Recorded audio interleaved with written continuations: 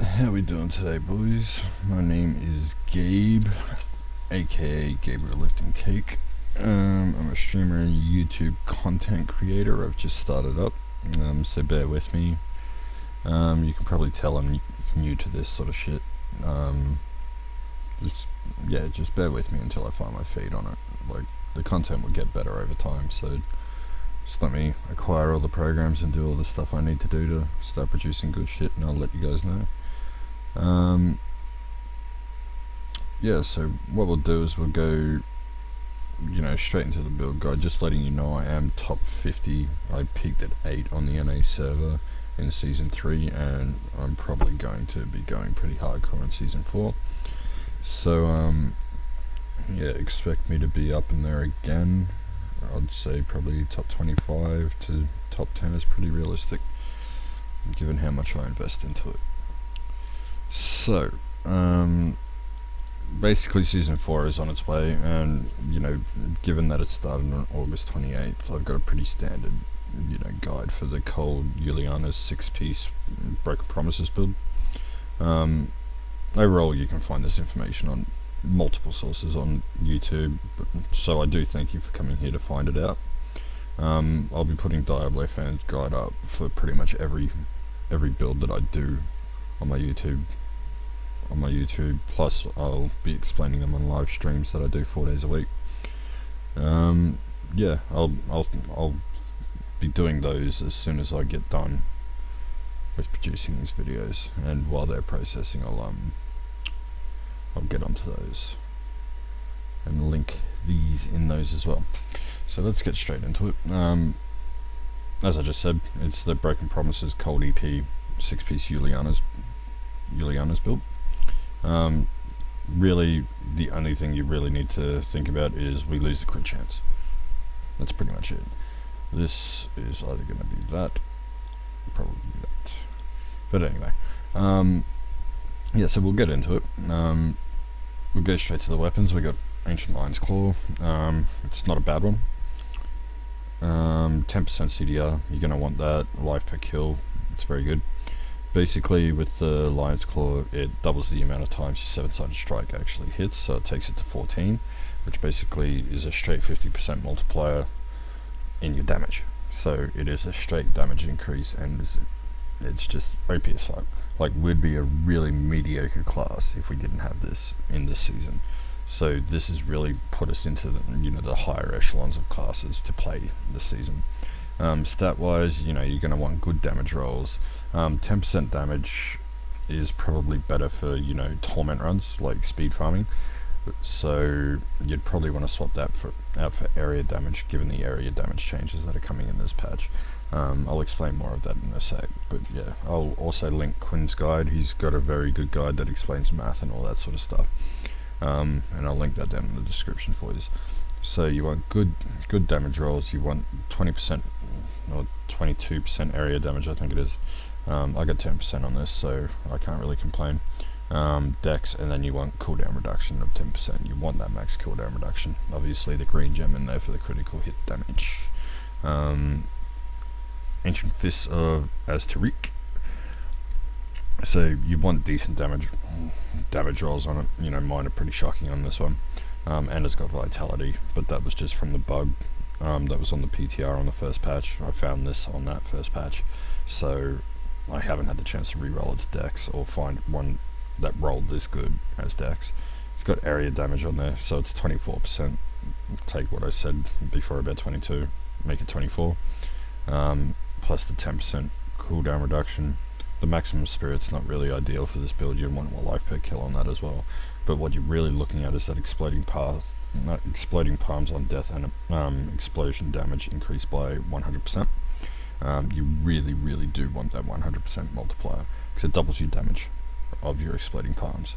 So you're getting 7 more exploding palm explosions because of the set bonuses of the Ulianas, plus you're getting a 50% increase in damage directly from all of those 14 strikes. So it's a direct 50% multiplier on that. So both of these are direct 50% multipliers.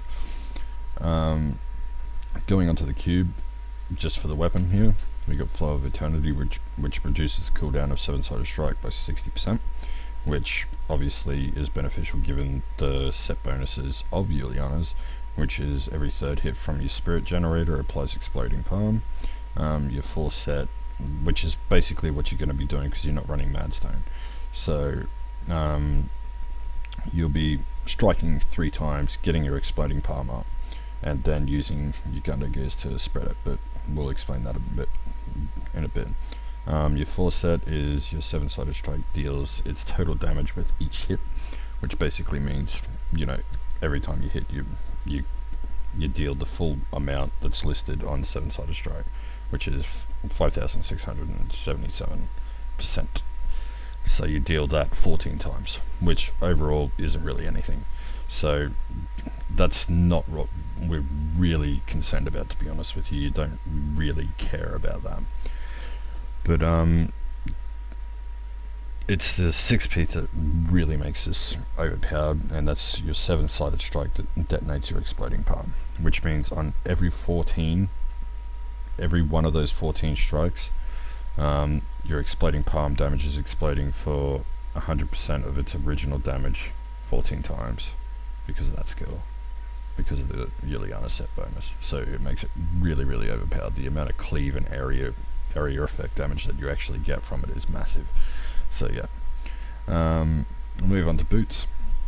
So we got Uliana's Destiny, which is our first piece, and you want good rolls on Dex, you want good rolls on Fit, you want decent rolls, or if not good rolls on your movement speed, plus you want that 15% of Exploding Palm damage, because this build revolves around Exploding Palm. So maximizing that damage on the pieces that you can get it on is definitely beneficial.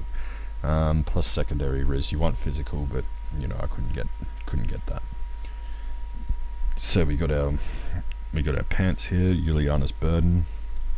You want decent dex rolls, you want Vit, and regenerating life per second. Unfortunately, I got a generator percent damage roll on this, so I had to roll that off for Vit.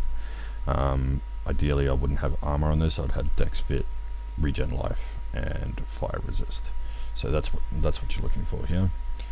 We'll go up to the chest. So we got Uliana's Heart. You got Dex, Fit, and reduces damage from elites by 10% with secondary res. A lot of people put 7-sided strike damage on here, but over the lifetime of a Rift, it just doesn't really add up to much. So you're better off, you know, mitigating the damage so you can, when you're fighting those packs that, you know, have 1 to 2 actual, you know, rare champ packs in it, you can actually survive it and, you know, get out of there safely or do your assimilation proc, so on and so forth. Gloves, we got Uliana's Fury, so you got Dex, Fit, crit hit damage of 50% and cooldown reduction with secondary res. I'm pretty sure you can roll off the Vit for, like, if you get perfect rolls, you can roll off the Vit for area damage, but I don't know. It's a debatable sort of situation, because you might actually want the extra, you know, life pool, but that's sort of up to the user. So we'll move up to the shoulders, and we got, ideally you'll have Dex, Fit, area damage, and cooldown reduction. Obviously you can't get secondary res, so that's something you can deal with it on your own pace, but if you get 2 good rolls on area damage plus your cooldown reduction, you can roll that to Vit, and that will be your ideal setup on your shoulders there. We'll go to the helm. We got Uliana's Spirit, so you got Dex, Fit, and Exploding Palm damage with secondary res, with diamond in it for the extra cooldown reduction. So we'll go back down here and we'll go to our rings. You know, I've got average damage here, which is not ideal. You'd want area damage over that, but average damage isn't too bad, and it does scale when you actually move up into the ancient version of it. So it's actually better for you to get an ancient version of it, and not just for increasing your secondary res. But yeah, So ideally you'd want 8% cooldown reduction, 50% crit hit damage, and you'd want area damage instead of dex. But you can keep the dex if you don't want to do, you know, more cleaving, more damage when you do actually cleave. Restraint, same deal as before. You know, you can keep the dex if you want, but you can make that up in paragons, and this season we'll be seeing some pretty decent paragon numbers. So yeah, you can actually make that up. It's not going to be that big of a deal, but ideally you want critical hit damage, 50%, 8% of the cooldown reduction, secondary res with a decent roll in dex or area damage. You know, roll it to that. Your focus and restraint are, you know, multiplicative damage multipliers, so they multiply with themselves, so you know, basically you're getting a huge damage buff by having these two on. We got Gunda gear with cold % damage on it with decent dex and vit. Knockback is not something you particularly want in this build because you want to create density and not break it, but this is the best set I've got so far, so unfortunately luck hasn't been too good for me when it comes to actually acquiring a decent set of braces on the Gunda gears there. We've got Blinding of the Lost, so this is going to be one of those things that you're really going to want to get your hands on, especially when it comes to the unique passive, which is each hit with 7-sided strength grants 3.4% damage reduction for 7 seconds, which is a lot of damage reduction. It's basically, if you add it up, it's pretty much a unity ring. If you get 3.5 and you get full stacks. There are going to be times when you literally run in 7-sided strike and then do a punch to get all your damage reduction up in one hit, and it's really going to be beneficial to you, and you'll pop that at the same time. You'll pop your epiphany at the same time, and you'll just get this massive damage reduction while you're actually getting your stacks and getting your cooldown up and running. For your neck, you're looking for either a Hellfire Amulet for the 5th passive, or you're looking for an immunity ring with decent rolls, cold damage, dexterity, and critical hit damage with life after each kill could be good, or secondary res. It's up to you on that one. Personally, I don't mind the S of Johann. I find the density it creates okay, but as you push into those higher progression greater rifts, like the mobs take a long time to die, so the density isn't really going to be an issue for you. It's going to naturally build by itself as long as you're playing the like tactically playing your rift. So by, you know, going out ahead, going out behind, and just, you know, aggroing everything and pulling it into one central tile and then fighting it there, that's going to be your best bet. So that makes this redundant, which puts Hellfire with good rolls and, you know, an immunity amulet, either, you know, cold or poison is my personal 2 favorites, because they're the most annoying Athescas that I believe we face as monks. But, you know, this is the best thing I've got. It's not it's far from a bad amulet, so yeah. It's actually really, really useful in speed greater rifts, because you sit right on top of, you know, your ZDPS monk or your ZDPS barb, and it just helps with, you know, that extra little bit of utility that you need to actually pull everything together. So it's really, really handy in those situations, and I don't actually mind running it because, you know, you rarely die in those sort of situations unless you get really bad FX packs. So, you know, this can actually make your speed riffs, you know, 50 plus into the 60s, 70s sort of area a little bit more efficient, and make all of the monks and the damage dealers damage more efficient. So why do we want area damage?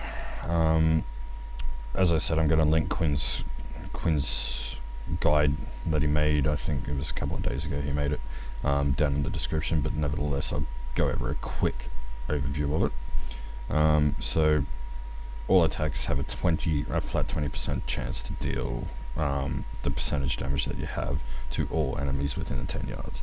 So basically by stacking this, and when you're in density, you have you know, you can have like probably 50 plus mobs around there. So basically whenever you cast 7-sided strike, you got a 20% chance to on every one of those 7-sided strike victims to actually proc area damage, which is a cleave. It doesn't, the area damage does not affect the mob that was actually inflicted, like actually hit, that procced the area damage, so hit that 20%, but everything around it will be hit with that cleave. And if you got more than 6 or 7 of them, I'm not 100% sure, I think it's 7, it really is, with these changes, it's really scaling well, and it basically turns into a trapped, like a Bane of the Trapped. So it's really efficient to start stacking area damage. It's a very valuable stat at the moment. Obviously you want to stack your cooldown reduction, cold damage, and exploding palm for obvious reasons. As you can see here, like, because we're not stacking any critical hit chance, it's only at 5%. Our damage, sheet damage, which nobody should ever look at ever anyway, is extremely low. But when you actually proc your Broken Promises, which is in the cube over here, with its passive effect of after 5 consecutive non-critical hits, your chance to critically hit is increased by 100% for 3 seconds. So that's 3 seconds of 100% critical hit. So all your damage plus your crit hit damage, it's just insane. It's like a lot of damage, especially when you get your stricken stacks up on the RG and stuff like that. It really gets pumping. So you think about that over 14 strikes, you know what I mean? So it really does add up. So this will turn into, you know, 3 to 5 billion, 3 to 5 million, probably higher sometimes depending on your assimilation stacks. Okay, so we'll go on to Paragons. Actually, we'll go over to the cube really quick. You know, Flower of Eternity, because you're relying on a cooldown for your damage, you want to decrease its cooldown as much as possible, because that's your damage source, that's your major damage source. So pumping out the cooldown reduction in it is going to increase your overall damage over the rift, which is going to make you more efficient and allow you to push further. So this is a direct damage increase. That's look at cooldown on this build. Look at cooldown reduction as a damage bonus. That's pretty much what you got to think about it as. Basically 62% increased damage plus that. So you do the math on that. Spirit guards, your spirit generators reduce your damage taken by 40% for 3 seconds, which is basically, you know, just like in season 3. It's basically effectively 10% off a free Unity ring. So just hitting once will proc that, and yeah, 40% less damage. Plus that, you know, over 14 strikes. You know, if you're not running that, you're only getting 7. If you are running that, you're getting 14, which is 3.5 by 14. It's a lot of damage reduction straight up. So yeah. Okay, let's go on to gems. So we got Bane of the Trapped. This is obviously one of the most OP legendary gems in the game. Increases damage against elites under the effects of a crowd controlling effect by 35.1% damage. That's 75, I think it's 37.1% or something similar to that. But what really makes this overpowered is the fact that the gem actually procs itself. By the second at level 25, you gain an aura that reduces the movement speed, which is a crowd controlling effect of enemies within 15 yards by 30%. So basically it's a self-proccing gem. Really good gem to have, no matter, for any melee class, and a lot of ranged ones for that matter. Bane of the Stricken. Obviously it's not leveled, but once you get it up there, it's really powerful. Each attack you make against an enemy increases the damage it takes from all of your attacks. And the level 25 is 25 increased bonus damage against bosses and Rift Guardians. So on those guardians, on those mobs that have a lot of health, this is really going to get up there quick. You've got to remember that it only procs, it's got an internal cooldown on it, so it's like, I'm not sure, I'm pretty sure Quinn did the math on it, but it was like, you know, 0.3 of a second or 0.2 of a second or something like that, the ICD is. So, you know, every 3 or 4 7-sided strikes you get in, you're going to get a stricken stack on the Rift Guardian without ads. So yeah, if it's got ads, you're wasting your time. So yeah, once you actually get this really stacked up on a no ad art Rift Guardian, yeah, that last 50% of the health really does drain quick. And we've got Go Swiftness, and we're really using this just for the cooldown reduction. It's 15% guaranteed cooldown reduction at, you know, at 15 stacks, and at rank 50 you got 100% chance of getting that. Plus the attack speed is good for, you know, getting your assimilation procs up and running. So that is that. We'll move on from there. We will go into paragons. So on your core, basically what you're going to do is you're going to max out your movement speed. You do not need your spirit. You can use Vit if you're, you know, having survivability problems with your health pool, but overall you're going to go Dex.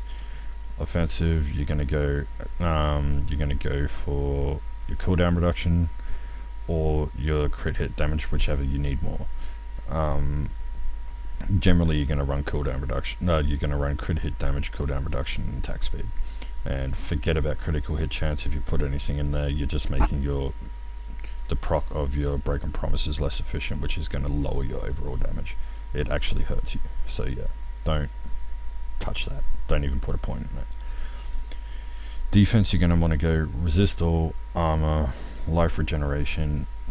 Some people go life, but you're going to want that life regeneration because stacking life regen allows you to regen your health while you're actually immune in your 7-sided strike animation. So it's really overpowered. And then you go life. And utility, you're going to want to go area damage, life on hit, resource loss reduction, and gold find, because that is useless. So it's whatever. Okay, so let's go over the skills really quick. So we got Wave 100 Fists Assimilation.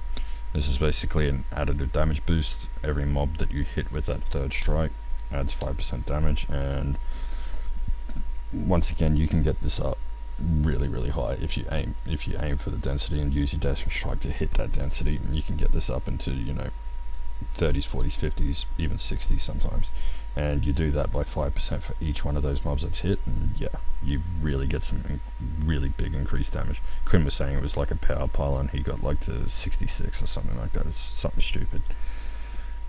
Exploding Palm and Pending Doom, which is the cold rune.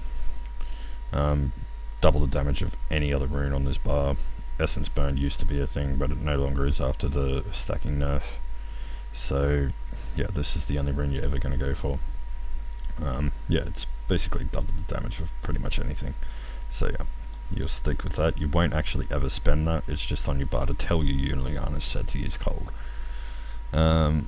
Epiphany Desert Shroud, only real viable option here because you need the damage reduction that it gives you, plus you need the, with all your cooldown and stuff like that, this will pretty much be up the whole time.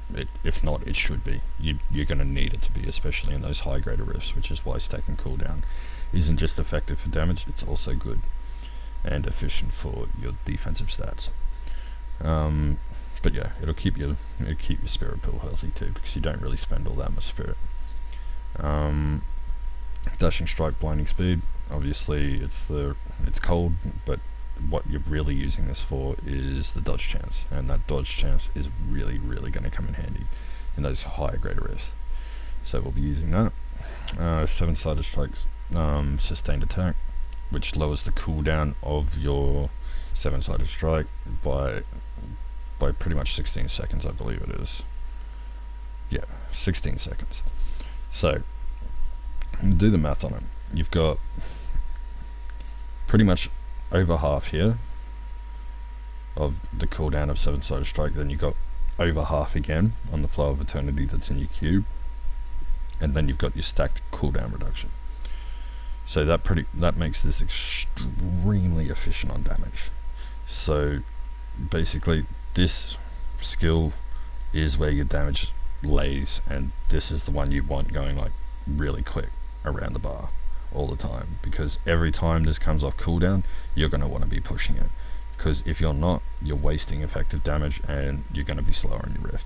It doesn't matter if you don't have your assimilation proc up. If this is up and you're only on second hit here, hit this. Always hit this over that, okay? Just make sure you do that, otherwise you're losing damage. Mantra of Salvation, Agility. This is your it boosts all your resistances by 20%, and also gives you increased dodge chance, plus you got your active in there which boosts it again by another 20%, which really does help. Okay, under passives, Beacon of Utah for the cooldown reduction. Once again, for all of these skills that require cooldown reduction, they're all on cooldowns, so that just reduces. It's a really OP rune. Like pretty much every build involves it. So yeah, Harmony for your resistances.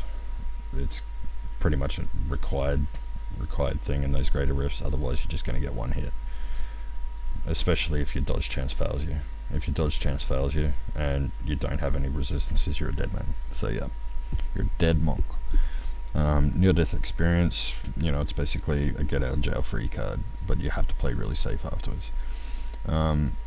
As for your last passive, you know, you'd probably, if you don't have a Hellfire ring, you'll probably want Guardian's Path for the extra survivability that comes from it. Sixth Sense is also an option, but personally I'd go Guardian's Path and then put like Determination or Mythic Rhythm on your Hellfire. If you're really struggling to stay alive, you know, Sixth Sense, vice versa on the Hellfire is also an option, and it probably will be more of an option than these minor additive increases as you go into those really higher greater rifts. But Determination or Mythic Rhythm are two definitely viable options. But for solo without a Hellfire ring, like I go Guardian's Path. I go pretty much full defensive along the bottom here. So what I'm going to do is I'm just going to pretty much display this. The PTR was actually really nice and they fixed it up for me. They restarted the servers about half an hour ago. So what I'm going to do is I'm just going to do a 60 just to display this build. Let's get it going, boys. So, not the best pack. So you apply your Exploding Palm with a triple hit, and just remember to keep your active up and do your dashes, and use your passive. Obviously, you don't want to be fighting those guys in no density, but you can see on my hotbar there, like all the damage reduction that I've actually got. And you can see the Gun Ideas doing work. So they spread the EP for you because of the Uliana set actually blowing up each time.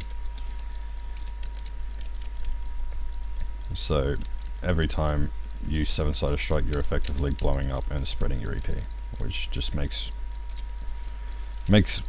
pretty much makes Madstone redundant. So you don't really need it. But when you are playing with other monks, like in speed groups or something along those lines, you are going to want to have it up because you're losing damage if you don't. Random freeze frames here, sorry about that, boys. But these packs aren't too bad. Like, I'm not exactly pushing this for efficiency, I'm just showing the build off. And I will do it to the RG just so you can see the Bane of the Stricken actually do its job. And you will appreciate it. You see what I mean by the S of Johann though. It really does make your damage efficient. But it's not required. So I really want to... See, I still need cooldown reduction, I'm still low. So I definitely want a bit more of that cooldown reduction, but this is still good. I'm not really using the proper rotation here either. Like, I should by all rights be, you know, using my dodge and then my active, and then coming back to my dodge and then my active in between each strike, just so I get my defensive stats out of it, because otherwise you are losing your defensive stats and you're more likely to die. And in higher greater rifts, it's pretty much a necessity. You need to do that, otherwise you will die, because this build is very squishy and your survivability revolves around you regenning during your 7-sided strike. But in this greater rift, or this greater rift level, I could probably go without Binding of the Lost, or, you know, without one of my defensive passives. But yeah, you know what I mean. all I'm doing here is I'm just clearing it and running my rotation, and the rotation really isn't that hard. It's get your assimilation proc, get that assimilation proc up, do a dashing strike into density, hit your passive, hit your active on your mantra, and then go into your 7-sided strike and repeat. So you spread your EP, aim for the density, and boom, baby. And that's not exactly a good riff though. And this is even worse, by the way. Yeah. Well, to be honest with you, I don't honestly feel like trying to complete this rift. It's not something that I feel like is going to be beneficial to this video at all. Even though I know I can do it, I can beat the timer on this sort of shit, no problem at all. But I'm not really focusing on it. I'm just talking out of my ass and trying to entertain you guys and give you guys a good example of what this build actually does. And this is all it is. This is all it is, boys. Yep, that's my cue, boys. When I see a Horde Arcane like that, I'm out. So yeah, nevertheless, that's the build, boys. That's the entirety of it. There's not much else to it. So basically what you're doing is you got broken promises on the cube, you're removing all critical hit chance off your gear, you're stacking critical hit damage and cooldown reduction with area damage, getting good rolls on those, getting good ancients on your fists, on your Fist of Az and your Lion's Claw, necessity, and just stacking that cooldown reduction, man. That's all you need to do, and you will survive in those greater rifts. You'll be outputting enough damage to actually complete the rifts, and you'll be good. But that's the build. That's the Cold EP Broken Promises Uliana 6-piece pushing build, effectively. And yeah, I'm not 100% sure whether the generator build is going to outbeat this, like the Mangle build. It does have the potential to do it, and I'm going to test that out later, and I'll probably make a guide on it once I actually get a few better pieces for it. I'll probably do that though once the patch goes live, because I've already got the pieces I need on live, so I don't need to worry about farming it on here, and I've got good pieces on live, and so it's going to be very easy to just drop into that build and go. So I'll probably wait for that and then run the math on that once I actually get that stuff going. But yeah, thank you for tuning in and getting your info here, boys. I'm going to throw that link to the area effect damage guide that Quinn made in the description, and yeah, if you liked the video, throw us a like. If you didn't, throw us a dislike. Subscribe, please, always helps. You know, I'm trying to make this my job eventually, so that would definitely help. I stream, I'll be putting all those links in the description as well for my Facebook, my Twitter, and my Twitch. And yeah, just go to each of them, throw out some support if you like me, man. And yeah, thanks for tuning in. This is Gabe, talk to you later. And I've been told that I have to moan at the end of this because I've got a deep voice, so I'm doing this for Awkward, and I'm doing this for Hobo. Yeah, how are you? Such a dirty boy. Alright, I'm out of this, boys. See you later.